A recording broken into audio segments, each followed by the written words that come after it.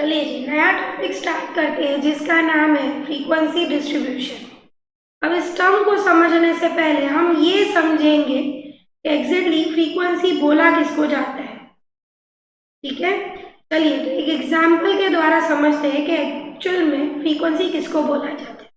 Suppose for example, एक classroom में कुछ बच्चों का हमने डेटा कलेक्ट किया उनके वेट के रिगार्डिंग।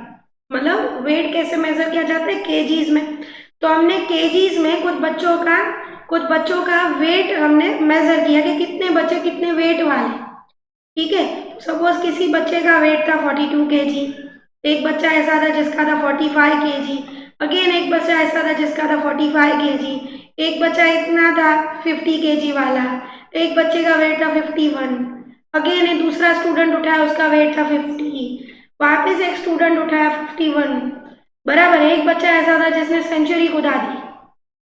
ठीक है, 100 kg वाला भी बच्चा था, और एक बच्चा ऐसा था अगेन जिसका वेट था 42 kg। अब एक्चुअल में ये कितने बच्चों का डेटा दिया गया है, और एक स्टूडेंट ले लेती हूँ, 10 बच्चे हो जाएंगे। ठीक है, तो सपोज फॉर एग्जाम्पल और एक बच्चे का वेट था 45 kg। अब यहाँ देखिए, आपने कुछ यहाँ पे ऑब्जर्व किया कि यहाँ पे 42 kg, दो बच्चों का वेट कैसा है तो 42 kg। अब यहाँ पे तीन बच्चे ऐसे जिनका वेट है 45 kg, दो स्टूडेंट ऐसे हैं जिनका वेट है 50 kg, और दो स्टूडेंट ऐसे जिनका वेट है 51 kg, एक बच्चा ऐसा है जिसका 100 kg। आपने एक चीज नोटिस की होगी कि यहाँ पे क्या हो रहा है ना, वेट कांस्टेंट क्या हो रहा है, रिपीट हो रहा है। अब एक एक का डेटा अलग से लिखने के लिए हम क्या करते हैं, जो रिपीटेटिव ऑब्जर्वेशन होते हैं उसको एक साथ लिख देते हैं कुछ इस तरह से। समझिए, पहले तो मैं क्या करूंगी, इस डेटा को असेंडिंग ऑर्डर में अरेंज करूंगी। सबसे स्मॉल ऑब्जर्वेशन, दैट मीन्स हमारा सबसे कम वेट कितना था तो 42 kg था। उसके बाद अगर मैं अरेंज करूं तो 45 kg दिया गया था।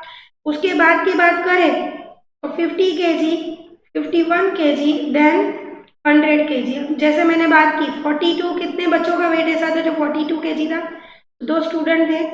45 पे थे 3 स्टूडेंट। ठीक है, 50 पे दिए हुए हैं दो स्टूडेंट, ओके। 51 kg के दो बच्चे दिए हुए हैं, और 100 kg का स्टूडेंट है, हो गया ना 10। अच्छा, 10 स्टूडेंट का डेटा लिया गया था। बात समझ में आ रही है, वेट मेजर करने के लिए। समझो ये केजी में वेट दिया हुआ है, और ये इसको हम बोलेंगे अब फ्रीक्वेंसी। मतलब फ्रीक्वेंसी बोला किसको जाता है, एक्चुअल में नंबर ऑफ रिपीटेटिव ऑब्जर्वेशन। ध्यान से समझिएगा, नंबर ऑफ रिपीटेटिव ऑब्जर्वेशन, ऐसे ऑब्जर्वेशन जो बार बार रिपीट होते हैं उसको हम बोलते हैं फ्रीक्वेंसी। जैसे 42 kg वाले कितने बच्चे थे, यहाँ पे तो दो थे। हमने 42 42 ऐसे लिखने के बजाय हमने क्या किया, 42 एक बार लिखा, उसको इंटू 2 का, मतलब उसको क्या किया, दो बच्चे ऐसे जो 42 kg वाले। बात समझ में आ रही। 45 वाले कितने हैं तो 3 है। इसको हम क्या बोलते हैं, फ्रीक्वेंसी। नो डाउट अब कई बच्चे बोलेंगे ये तो मैम हमें पहले से ही पता था, और बेटा जिसको नहीं पता है वो शांति से यहाँ समझ लो। अच्छा, और इसी फ्रीक्वेंसी को हमने जो ये टेबल में बना के शो किया, हमने इसको कैसे शो किया, टेबल में दिखा के शो किया, इसको हम बोलते हैं फ्रीक्वेंसी डिस्ट्रीब्यूशन। मतलब क्या होता है ना, frequency means number of repetitive observation, that means frequency. और इन्हीं रिपीटेटिव ऑब्जर्वेशन को टेबुलर फॉर्म में रिप्रेजेंट करना। ठीक है, number of repetitive observation means frequency, और इसी फ्रीक्वेंसी को टेबुलर फॉर्म में रिप्रेजेंट करना, that means frequency distribution. Clear है, चलिए आगे बढ़ते हैं। अब यहाँ देखिए, as discussed in the previous section, frequency data occurs when we classify statistical data in respect of either a variable or an attribute। अब इसको एग्जाम्पल के द्वारा समझते हैं। फ्रीक्वेंसी हम किसको बोलेंगे, या तो हम फ्रीक्वेंसी को किस तरह से दिखाते, या तो वेरिएबल मतलब नंबर वाइज दिखाते, या तो एन एट्रीब्यूट मतलब कोई कैरेक्टर वाइज शो करते हैं। हम फ्रीक्वेंसी को किस तरह से डिस्ट्रीब्यूट करते हैं, या तो वेरिएबल मतलब नंबर वाइज, या तो attribute wise. Attribute means character wise. अब यहाँ देखिए एक एग्जाम्पल दिया गया है आपको। यहाँ पे एक डेटा दिया गया है कि कुछ स्टूडेंट्स हैं, बराबर। उनकी पसंद पूछी गई है कलर के बारे में। भाई कितने ऐसे स्टूडेंट हैं जो ब्लू कलर पसंद करते हैं। अब यहाँ पे डेटा निकल के आया 20 स्टूडेंट्स ऐसे हैं जिनको क्या है, ब्लू कलर पसंद है। रेड कलर को पसंद करने वाले स्टूडेंट्स की संख्या थी 15, ग्रीन को 10, देन येलो को 5। मतलब इतने ऐसे बच्चे थे जो अलग अलग बच्चे थे और अलग अलग कलर पसंद करते हैं, उनकी फ्रीक्वेंसी डिस्ट्रीब्यूशन को। अब ये कैसा है, अब यहाँ ध्यान से देखिए, कोई नंबर नहीं है, बराबर। यहाँ पे कैरेक्टर शो किया गया है। कैरेक्टर वाला क्या, वही एट्रीब्यूट, हमने जैसे पहले भी बात की है। Attribute means characteristic. अब कैरेक्टर कैसा भी हो सकता है, कलर वाइज, बात समझ में आ रही है, जगह wise, place wise.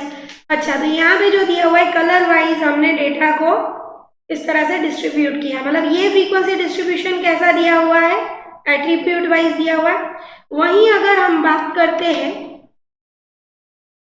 Variable wise, अब यहाँ देखो ये कुछ डेटा दिया गया है, कुछ बच्चों के पढ़ने के लिए दिया गया है कि एक दिन के अंदर कितने ऐसे स्टूडेंट हैं जो 2 घंटे पढ़ते हैं।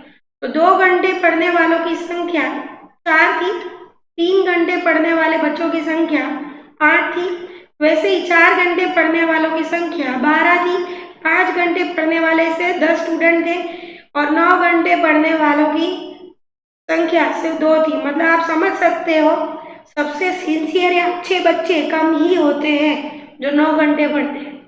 बात समझ में आ रही, नालायकों की संख्या ज्यादा होती है। अब आप किस कैटेगरी में, आप खुद सोच लीजिएगा। चलिए आगे बढ़ते हैं। अब यहाँ है ये जो डेटा दिया गया है वो कैसे दिया गया हुआ है, वेरिएबल वाइज दिया गया है। मतलब क्या दिया हुआ है, नंबर वाइज दिया गया है।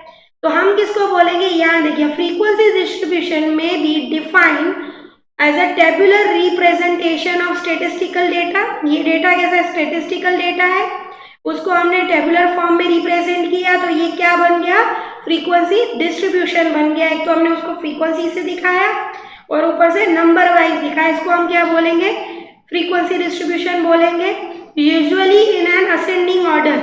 अब असेंडिंग ऑर्डर से समझिए, एट्रीब्यूट की जब हम बात करते हैं तब असेंडिंग ऑर्डर जैसा कुछ नहीं आता। हम ऐसे तो नहीं बोल सकते ना, ब्लू जो है वो पहला नंबर आता है, रेड को हम सेकंड नंबर देंगे, ऐसा कुछ नहीं होता। पर अगर हम जब नंबर्स की बात करते हैं तो हम ऑलवेज उसको कैसे अरेंज करते हैं, तो असेंडिंग ऑर्डर में। देखिए यहाँ पे नंबर ऑफ आवर्स दिया गया है, तो 2, 3, 4, 5, 6, 7 से लेकर 9 तक। ये कैसे डेटा लिया हमने, असेंडिंग ऑर्डर में दिखाया है। न सेम वे जो मैंने पिछला एग्जाम्पल आपको दिखाया था, जो स्टूडेंट्स का हमने डेटा कलेक्ट किया था वेट वाइज, वो भी कैसा था, असेंडिंग ऑर्डर में दिया गया था।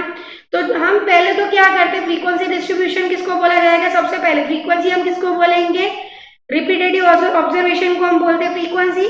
फ्रीक्वेंसी डिस्ट्रीब्यूशन किसको बोलते हैं, इसी फ्रीक्वेंसी को, स्टेटिस्टिकल डेटा को जो फ्रीक्वेंसी से हमने डिस्ट्रीब्यूट किया उसको टेबुलर फॉर्म में अगर रिप्रेजेंट करते हैं उसको हम बोलते हैं frequency distribution. Frequency distribution again 2 types का हो सकता है, या तो वेरिएबल के wise, that means this type of frequency distribution, या तो attribute wise, that means character wise, बराबर। Character, place wise, colour wise, कुछ भी हो सकता है, ठीक है। अब यहाँ देखिए 2 तरह का होगा, और जब भी हम वेरिएबल फ्रीक्वेंसी डिस्ट्रीब्यूशन की बात करेंगे तो वो कैसा होगा, तो भाई वो होगा हमारा असेंडिंग ऑर्डर, ठीक है। चलिए नेक्स्ट चलते हैं।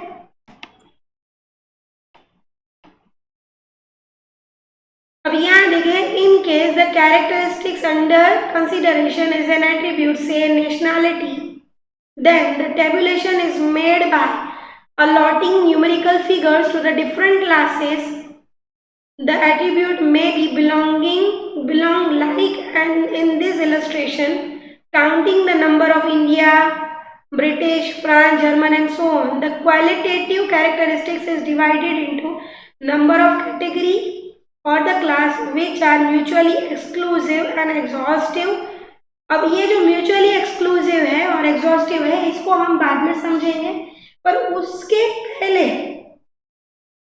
समझिए, उसके पहले ही ये जो एग्जाम्पल दिया गया है, जो जैसे मैंने पिछला एग्जाम्पल लिया कि कलर वाइज जो हमने डेटा को एलोकेट किया था उसको हम क्या बोलते हैं कि एट्रीब्यूट वाइज फ्रीक्वेंसी डिस्ट्रीब्यूशन है। यहाँ पे भी कुछ एट्रीब्यूट की बात की गई है। भाई कुछ डेटा आपको अगर सपोज फॉर एग्जाम्पल दिया गया है कि भाई डेटा को इस तरह से एलोकेट किया गया है, ऐसे नेशनलिटी वाइज भाई कुछ लोगों का डेटा लिया गया, बराबर है। सपोज फॉर एग्जांपल एक फर्म है, बराबर, मल्टीनेशनल कंपनी है, फर्म नहीं सॉरी मल्टीनेशनल कंपनी है, बराबर, जिसके एम्प्लॉयज डिफरेंट कंट्रीज में रहते हैं, बराबर। अब उसमें से नेशनलिटी की बात करें तो कितने ऐसे एम्प्लॉयज हैं जिनकी नेशनलिटी इंडिया है, ब्रिटिश है, फ्रांस है, जर्मनी है, और उस तरह से डिस्ट्रीब्यूट किया गया है। तो इसको हम क्या बोलेंगे, कैरेक्टरिस्टिक्स वाइज डिस्ट्रीब्यूशन और फ्रीक्वेंसी डिस्ट्रीब्यूशन, ठीक है। जैसे कि इंडियन लोग कितने थे तो 50 थे, ब्रिटिशर्स थे वो 30 थे, फ्रेंच के कितने थे तो भाई 20 थे, जर्मन के कितने थे तो 15 थे, अमेरिकन थे 25, चाइनीज थे 10, जापानीज थे 8। बात समझ में आ रही है? तो ये भी क्या कहलाएगा, एट्रीब्यूट वाइज फ्रीक्वेंसी डिस्ट्रीब्यूशन, ठीक है। यही यहाँ पे यहाँ तक यही समझाया है। अब बात करते हैं म्यूचुअली एक्सक्लूसिव और एग्जॉस्टिव की, ठीक है, उसकी बात हम बाद में करेंगे।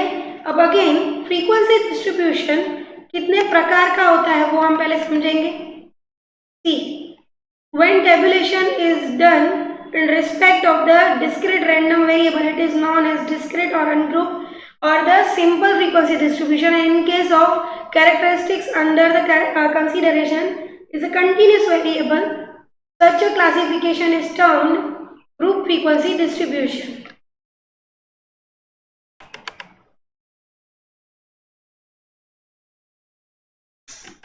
Wait. समझिए, अब इस चीज को हम ध्यान से समझते हैं। एक्चुअली हमने ये तो देखा फ्रीक्वेंसी डिस्ट्रीब्यूशन किसको बोलते हैं, और हमने पिछले 2 एग्जाम्पल उसके देखे कैरेक्टरिस्टिक्स वाइज। अब यहाँ देखिए इसके टाइप्स है, 2 प्रकार के मेन टाइप्स है। एक है हमारा अनग्रुप्ड फ्रीक्वेंसी डिस्ट्रीब्यूशन, ठीक है, और दूसरा हमारा आता है ग्रुप्ड फ्रीक्वेंसी डिस्ट्रीब्यूशन, ठीक है। अब अनग्रुप फ्रीक्वेंसी डिस्ट्रीब्यूशन कैसा होता है, सपोज जो हमने पिछला एग्जांपल लिया था, कौन सा, वो जो वेट वाला लिया था, जैसे 42 केजी वाले 2 बच्चे थे, 45 केजी था ऐसे 3 बच्चे थे, 50 केजी था ऐसे 2 बच्चे थे, 51 केजी पे 2 स्टूडेंट्स थे, 100 केजी पे 1 स्टूडेंट था, ऐसे 10 स्टूडेंट का डेटा लिया था, ठीक है।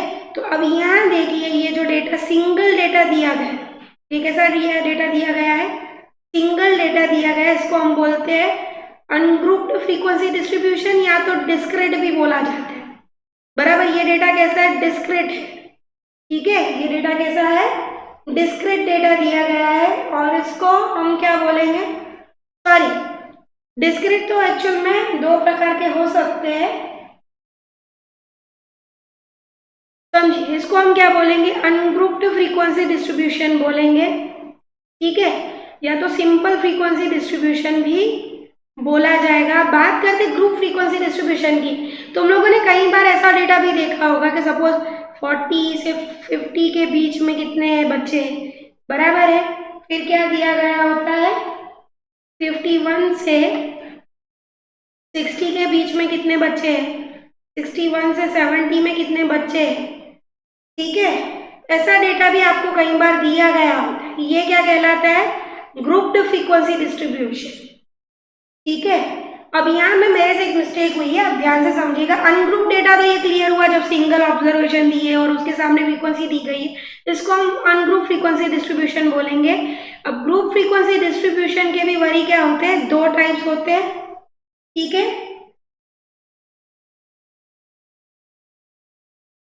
ग्रुप फ्रीक्वेंसी डिस्ट्रीब्यूशन के भी 2 टाइप्स होते हैं, एक तो इस तरह से आपको दिया गया है और दूसरा दिया गया है 40 से 50, अगेन 50 से 60, 60 से 70। अब यहाँ देखिए इन 2 डेटा के बीच में कुछ डिफरेंसेस है, तो समझ में आ रहा है, यहाँ पे थोड़ा एक डिफरेंस दिया गया है, समझिए। यहाँ पे 40 से 50, 51 से 60 और 61 से 70 है, जबकि ये कैसा दिया गया है, 40 से 50, 50 से 60 है, दोनों ही ग्रुप फ्रीक्वेंसी डिस्ट्रीब्यूशन। समझ में आ रही है बात, है दोनों ही ग्रुप फ्रीक्वेंसी डिस्ट्रीब्यूशन। पर फर्क कितना है, आप लोगों ने ये बचपन में भी ये चीज़ की होगी। सपोज फॉर एग्जाम्पल, अगर आपको क्लास इंटरवल कुछ इस तरह का दिया गया है तो आप क्या करोगे, यहाँ पे तो कोई दिक्कत नहीं है, 51 यहाँ डालना है तो यहाँ डाल देंगे, ठीक है, 51 यहाँ डाल दिया, 50 है तो यहाँ डाल दिया। पर अगर यहाँ पे कुछ कंफ्यूजन रहता है, 50 है तो कहाँ डालेंगे, यहाँ पे नहीं डालेंगे, यहाँ पे डालेंगे, ठीक है। कहाँ पे डालेंगे, तो यहाँ पे डालेंगे। इसको 50 है तो उसको कहाँ डालेंगे, यहाँ पे डालेंगे, ना कि यहाँ पे डालेंगे। अब एक्चुअल में ना यहाँ पे ये जो है, जब भी आपको इंटरवल, पहले तो आप यहाँ तक इतना समझ लीजिए कि अनग्रुप फ्रीक्वेंसी डिस्ट्रीब्यूशन किसको बोलेंगे, ये जो नंबर वाइज होगा वन ग्रुप है। ग्रुप फ्रीक्वेंसी डिस्ट्रीब्यूशन कौन सा है, तो ये दोनों ही ग्रुप फ्रीक्वेंसी डिस्ट्रीब्यूशन है। और डिस्क्रीट और कंटिन्यूस वेरिएबल के बारे में हमने पहले भी बात की थी। अब कुछ बच्चे ऐसे जो भूल भी गए हो तो यहाँ पे ध्यान से समझ लीजिए, डिस्क्रीट वेरिएबल किसको बोलते हैं, समझो। डिस्क्रीट वेरिएबल जो पूरे नंबर्स होते हैं, बात समझ में आ रही है। जैसे सपोज फॉर एग्जाम्पल, किसी भी इंसान का, किसी भी पर्सन का वेट होता है, वो कैसा होता है, तो कंटिन्यूस वेरिएबल होता है।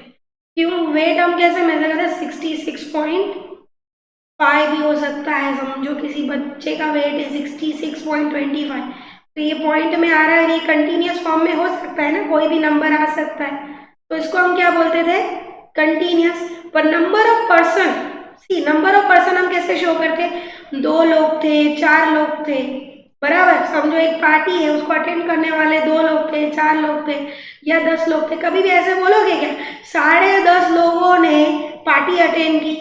अब देखो, पर्सन को कभी भी हम आधे अधूरे नंबर से नहीं शो करते, इसको हम बोलते हैं डिस्क्रीट वेरिएबल, ठीक है। इसको हम क्या बोलेंगे, डिस्क्रीट वेरिएबल।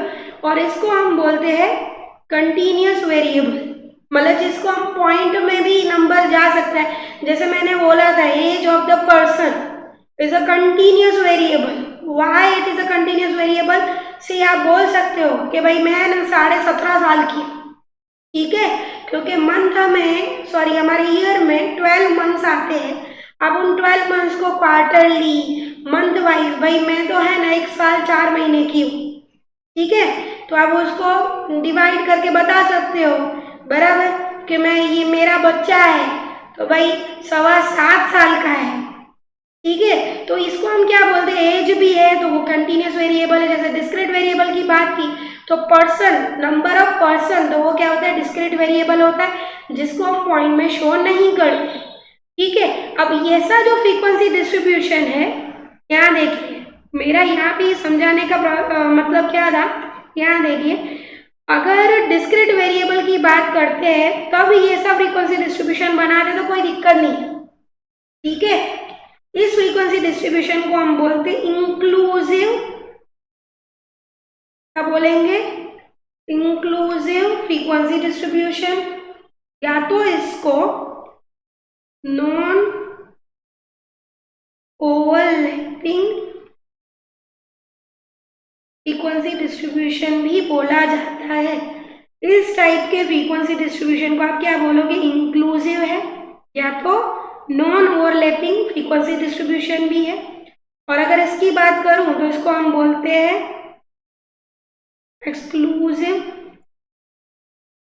या तो ओवरलैपिंग फ्रीक्वेंसी डिस्ट्रीब्यूशन, ठीक है। अब हम यहाँ पे आते हैं, जो हमने यहाँ पे बात की कि डिस्क्रीट वेरिएबल की अगर बात करते हैं, सपोज यहाँ पे ये जो आपको दिया हुआ है, क्लास इंटरवल दिया हुआ है, जब डिस्क्रीट वेरिएबल है, समझिए नंबर ऑफ पर्सन है, या तो 40 के 50 के बीच में कितने हैं, ऐसे बच्चे कितने हैं, तो नंबर ऑफ स्टूडेंट दिया है। नंबर ऑफ स्टूडेंट मतलब क्या है, डिस्क्रीट वेरिएबल, तो वो तो यहाँ पे शो किया जाता है, ठीक है। पर अगर नंबर ऑफ स्टूडेंट ना लेके, समझो हमने कोई कंटिन्यूस वेरिएबल लिया जिसको पॉइंट में लेना है, तो वहां पे आपको ये काम नहीं लगेगा। सपोज फॉर एग्जाम्पल, बराबर, हमारा कंटिन्यूस वेरिएबल कुछ इस तरह का है कि 50.5 दिखाना है, तो आप किसमें डालोगे, सी अगर 50 था, समझो ऐसे कितने स्टूडेंट है जिसका वेट है 50 है, तो यहाँ डाल दिया, यहाँ डाल दिया, ठीक है। अब ऐसा है कि अगर 50.5 आता है तो उसको कहाँ डालोगे, वहां पे दिक्कत बढ़ जाती है, ठीक है ना। यहाँ ऐसे टेबल में दिक्कत बढ़ जाती है बिकॉज ये तो 50 पे खत्म होता है, ये तो 51 से स्टार्ट होता है।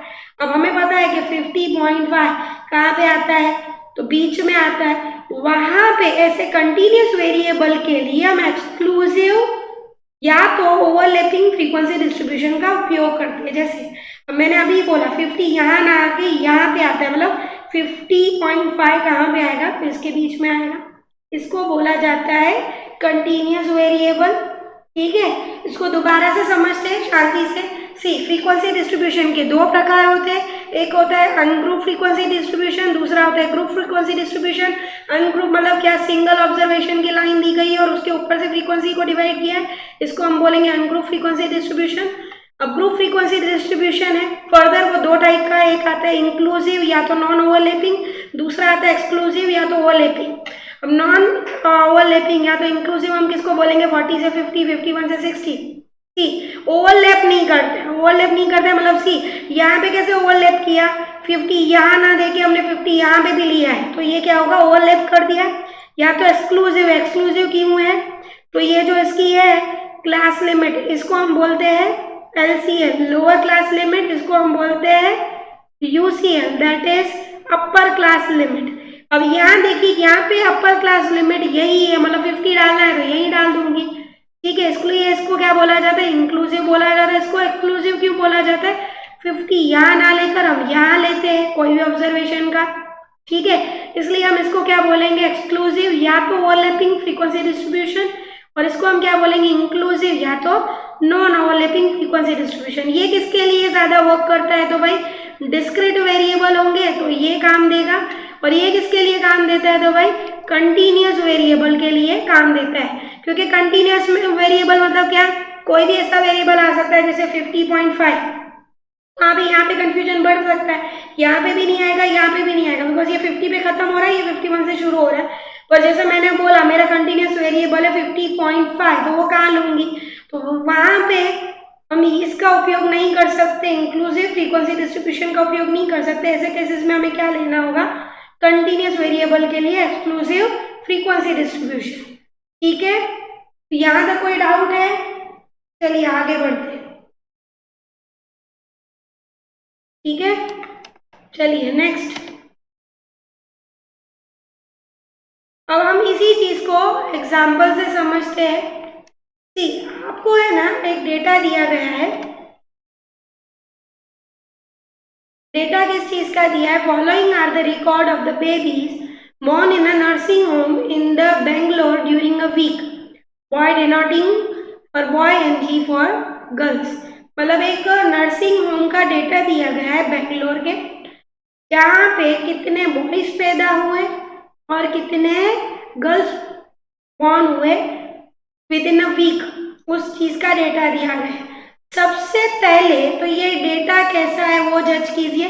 सी पहला तो ये एट्रीब्यूट वाइज दिया गया डेटा है, कैसे दिया गया डेटा है, कैरेक्टर वाइज या एट्रीब्यूट वाइज दिया गया, बॉय और गर्ल से हम इस डेटा को डिस्ट्रीब्यूट करेंगे, ठीक है। और इसको हम ऐसा भी बोल सकते हैं कि डिस्क्रीट वेरिएबल में है, जैसे कि अगर आप इसकी काउंटिंग करोगे तो कितने बॉयज थे, 1 2 3 4 5 6 7 8 9 10 11 12 13 14 15 एंड 16, ठीक है। टोटल नंबर ऑफ बॉयज 16 थे, तो ऑब्वियस है 30 बच्चों का डेटा दिया गया है, तो गर्ल्स कितनी होगी, 14 गर्ल्स दी गई है। अब इसको हम क्या बोलेंगे, ध्यान से समझिएगा, ये अनग्रुप फ्रीक्वेंसी डिस्ट्रीब्यूशन है। क्यों अनग्रुप है, सिंगल नंबर्स में एक्चुअली पहले तो क्या है, ये एट्रीब्यूट वाइज फ्रीक्वेंसी डिस्ट्रीब्यूशन है, और दूसरा हम इसको बोलेंगे अनग्रुप, ठीक है। चलिए नेक्स्ट एग्जांपल पे चलते हैं। अब frequency distribution of the variable, ठीक है। अब इसको समझने से पहले, ये जो थियरी दी गई है उसको है ना, उसको समझने से पहले हम क्या करते हैं ना, सम देख लेते हैं, फिर हम इसको ध्यान से देखेंगे, ठीक है। अब यहाँ देखिए, review of the first 30 pages of the statistical book revealing the following printing mistakes, ठीक है। अब यहाँ पे आपको डेटा दिया गया है के फर्स्ट 30 पेजेस में, मतलब एक बुक है जिसके फर्स्ट 30 पेजेस है, उसकी मिस्टेक ढूंढनी है और उसके ऊपर से हमें क्या करना है, फ्रीक्वेंसी डिस्ट्रीब्यूशन बनाना है। ठीक है, उसको हम क्या करना है, फ्रीक्वेंसी डिस्ट्रीब्यूशन बनाना है। अब आपका सबसे पहले हम फ्रीक्वेंसी डिस्ट्रीब्यूशन बनाने से पहले क्या करते हैं, यहाँ पे सबसे छोटे डिजिट को ध्यान पे लो, कौन सा है, तो भाई 0 है। और सबसे बड़ा डिजिट क्या दिया हुआ है यहाँ पे, तो ध्यान से देख लीजिए, यहाँ पे तो 6 दिया गया है, सबसे बड़ा नंबर दिया हुआ है 6। ठीक है, सबसे बड़ा नंबर दिया गया है 6। तो हम क्या करेंगे, जो प्रिंटिंग मिस्टेक्स है उसको कैसे एलोकेट करेंगे, 0 1 2 3 4 5 6। ठीक है, और हम इसको फ्रीक्वेंसी डिस्ट्रीब्यूशन कैसे बनाया जाएगा वो हम देखेंगे। सबसे पहले हम कैसे करते थे, बचपन में भी ये चीज की है, वापस एक बार देख लीजिए हम कैसे करते थे। तो समझो यहाँ पे मैंने एक टैली मार्क किया, तो 0 का टैली मार्क इधर होगा। समझो 1 आया तो 1 का इधर टैली मार्क किया 1 पे। 3 आया तो 3 का हमने टैली मार्क किया 3 पे।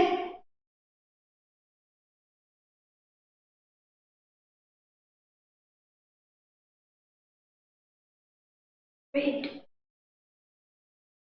अच्छा यहाँ पे किया मैंने 3 का, अगेन 3 आया, वापस कहाँ करूंगी, 3 पे करूंगी। अगेन 2 पे आया, कहाँ किया जाएगा, 2 पे। 5 का, 5 पे। 6 का, 6 पे। अगेन 0 आया, 0 पे लिया। 1 आया, 1 पे लिया। 0, अगेन 0। यहाँ देखिए 4 आ लूंगी, 4 पे। 1 किया, यहाँ आया, वापस 1 आया, इधर करूंगी। 0 आया, 0 पे किया। 2 यहाँ पे करेंगे, मेरे साथ आप भी करते जाइएगा। 3 आया, यहाँ पे 3 किया। 2 आया, 2 पे किया। 5 आया, 5 पे किया। 0 आया। अब यहाँ देखिए, जब भी हमारा 4 के बाद भी 5वीं बार 0 आया ना, तो हम क्या करते हैं, इसको क्रॉस लाइन में दिखाएं, इस तरह से ऐसे दिखाएंगे क्रॉस में। ठीक है, अगेन 4 आया, यहाँ लिख दिया। ठीक है, 2 आया, यहाँ लिखा। 3 आया, यहाँ लिख दिया। अगेन 2 आया, देखिए 2 भी 5th टाइम आया, यहाँ लिख दिया। 6th टाइम आया, यहाँ पे लिख दूंगी। 3 अगेन आया, देखिए 3 भी अभी 5th टाइम आया, ये अगेन 3 आया, यहाँ पे लिख दूंगी। 4 आया, यहाँ लिख दिया। 6 आया, यहाँ पे कर दिया। 1 आया, अगेन देखिए 1 भी 5th टाइम आएगा, क्रॉस कर देंगे। 4th अगेन आया, यहाँ लिख दिया। अब हम इसकी काउंटिंग कैसे करते हैं, समझिए, ये 4 था प्लस 1, यहाँ पे कितने आएंगे, 5, यहाँ पे 5, ये कितने हुए, 5 प्लस 1 6, अगेन 5 प्लस 1 6, ये कितने दिए हुए हैं, 4, अगेन ये कितना दिया है, 2, ये भी कितना दिया हुआ है, 2।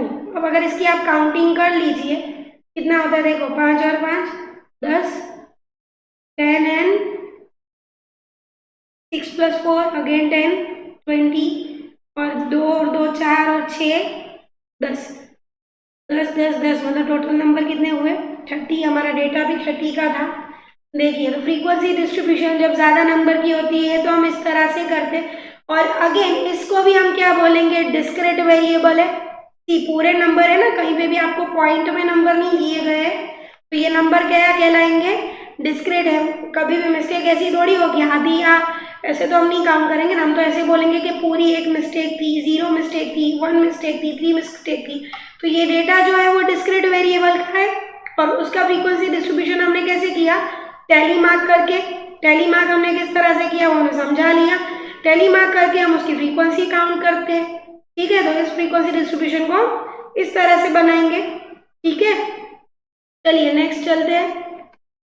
अब बात करते हैं कंटिन्यूअस, सॉरी कंटिन्यूअस तो नहीं, ग्रुप फ्रीक्वेंसी डिस्ट्रीब्यूशन। अब जो हमारी जो पिछली थियरी थी ना, उसको हम इसके द्वारा समझेंगे। पहले ये सम को समझ लो तो थियरी समझना आपके लिए आसान हो जाएगा। अब आपको ये एग्जाम्पल कुछ इस तरह से दिया गया है, following are the weights in the kgs, मतलब नीचे दिया गया वेट केजी में दिया गया है। 36 बच्चों का ये डेटा दिया गया है और ये बीबीए के स्टूडेंट है, बराबर है। कॉन्वेंट कॉलेज के कुछ 36 बच्चों का बीबीए का डेटा दिया है, ठीक है। अब ये डेटा देखिए कुछ बड़ा बड़ा दिख रहा है कि 70 केजी था एक बच्चे का वेट, 73 है, 49 है, बराबर। अब यहाँ नीचे क्या बोला है कि construct frequency distribution of the weights taking class length as 5।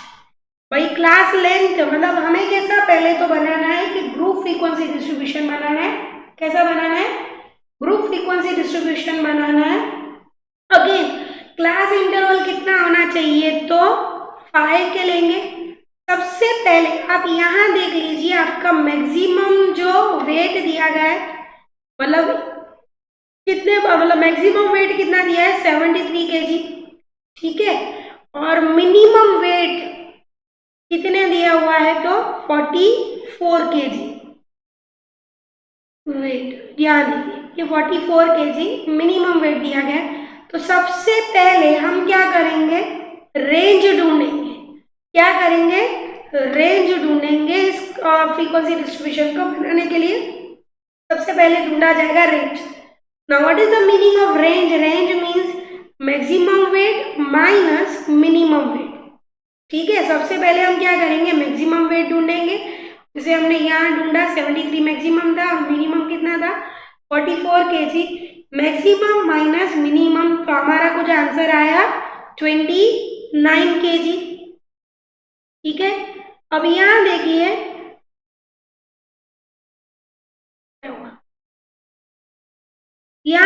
Number of class interval into class length is equal to range. हमें जो नंबर ऑफ क्लास इंटरवल, कितने क्लास इंटरवल होंगे। अब यहाँ देखिए क्वेश्चन में ये ना आपको क्लास लेंथ दी हुई थी कि ऐसा डिस्ट्रीब्यूशन बनाओ जिसकी क्लास लेंथ होनी चाहिए 5। कितनी होनी चाहिए? 5। और रेंज हमने ढूंढी कितनी थी? 29। अब नंबर ऑफ क्लास इंटरवल कितने होंगे तो वो हम ढूंढेंगे। देखिए तो उसके लिए यहाँ पे एक फॉर्मूला दी गई है, class interval into class length is equal to what? Range. अब नंबर ऑफ क्लास इंटरवल ढूंढना है, ये तो हमें दिया हुआ था क्वेश्चन के अंदर ही कि 5 होनी चाहिए क्लास लेंथ, और रेंज हमने ढूंढा था मैक्सिमम माइनस मिनिमम। अगर इसको इससे डिवाइड करते हैं तो आता है 6। एक्चुअली 6 नहीं आएगा, ठीक है, 5 पॉइंट समथिंग आएगा। तो उसके आगे का आप करके देखिए कैलकुलेटर पे। 29 क्या करोगे? 29 डिवाइडेड बाई 5 तो आता है आपका 5.8। कितना आएगा? 5.8।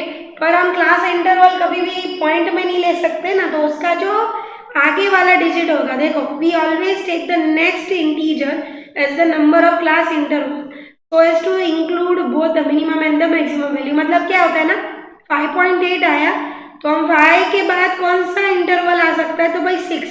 हम क्लास इंटरवल कितने बनाएंगे? तो 6 क्लास इंटरवल बनाएंगे। क्यों? इसका नेक्स्ट लेंगे। किसका नेक्स्ट लेंगे? 5.8 का हम नेक्स्ट लेंगे, ठीक है। चलिए उसके बाद हम क्या करते हैं, ये क्या दिया हुआ है? वेट, यहाँ पे कुछ मिस्टेक है। चलिए तो मैं ये एग्जाम्पल है ना दूसरे वीडियो में, चलिए ये थोड़ा ठीक करना पड़ेगा। ठीक करके हम अगले वीडियो में लेते हैं, इस चीज़ को वापस से समझेंगे, ठीक है। तो इस वीडियो को मैं अभी के लिए यहीं पे स्टार्ट करती हूँ, सॉरी स्टॉप करती हूँ। मिलते हैं हम नेक्स्ट वीडियो